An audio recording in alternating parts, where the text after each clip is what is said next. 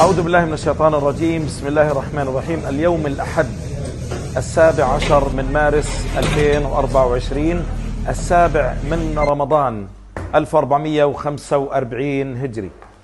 في ظل تفشي الجوع في شمال قطاع غزة وحرب الإبادة الجماعية التي تمارس بحق السكان والنازحين في شمال قطاع غزة، سنقوم اليوم بتجهيز هذه الوجبة من الإفطار لتوزيعها على الصائمين، وذلك هدية من مسلمي الباكستان بواسطة مؤسسة براستكس.